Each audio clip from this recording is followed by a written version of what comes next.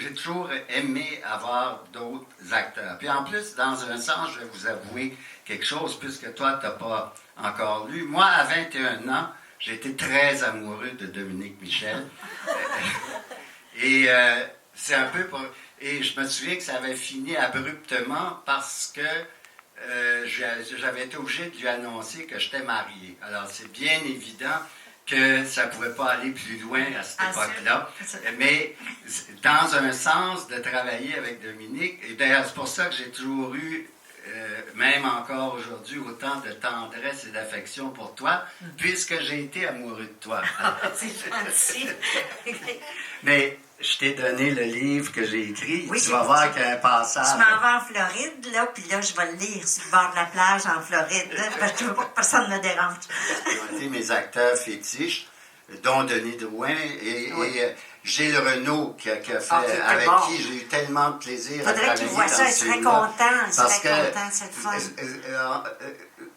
Gilles, ça a été un acteur dont je voyais jamais le bout. On avait beaucoup de plaisir à trouver, par exemple, l'histoire du cure-dent, l'histoire quand il avale son cure-dent tout le temps, quand le jeu de poule, etc. Tout le long du film, j'ai eu beaucoup... Et là, je n'ai pas beaucoup retravaillé avec lui après. J'ai retravaillé avec toi dans des plus petits rôles, dans beaucoup de films, mais... Disons que ça faisait partie, une grande partie de ces gens-là, c'était mes acteurs que j'avais toujours envie avec qui j'avais toujours envie de travailler parce que c'était agréable et comme toi, t'es une soie, t'as tout le temps une soie. Oui, je suis de bonne humeur, moi. Je veux dire, le matin, je me lève, je suis de bonne humeur. Je suis contente d'être là.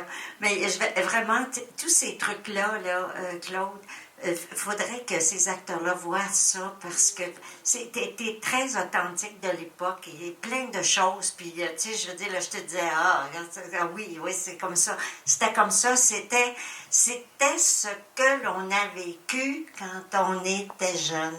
Et les mariages finissaient toujours par une bataille. Ça faisait... Là, il disait, il y a eu un beau mariage, c'était beau, le gars a tombé à terre, on garochait les chaises à terre, le monde finissait par se battre. Puis c'était authentique, là, c'était pas juste une fois de temps en temps, c'était presque régulièrement que le monde se battait au mariage. Je pense que si tu te souviens tout le long, quand on a travaillé sur le scénario, en fait, il y avait vos expériences, Denise et toi, il y avait mon expérience de la guerre, parce que, j'avais quand même 10 ans, 11 ans à cette époque-là, je me souvenais de beaucoup de détails.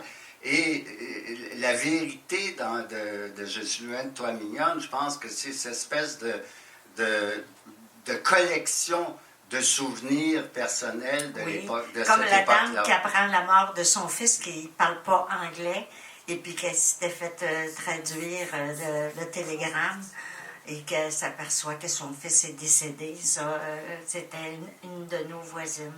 Je ne sais pas si la vie est drôlement faite. Je pense que j'avais sur ma page Facebook parlé du film et il y a quelqu'un qui m'a écrit, je ne sais pas s'il est dans la salle, qui dit « J'aimerais aller au film parce que je suis le bébé qui est né pendant la course au mariage. » Alors, je ne sais pas si... Est-ce qu'il est là ce soir? Je ne sais pas s'il est là.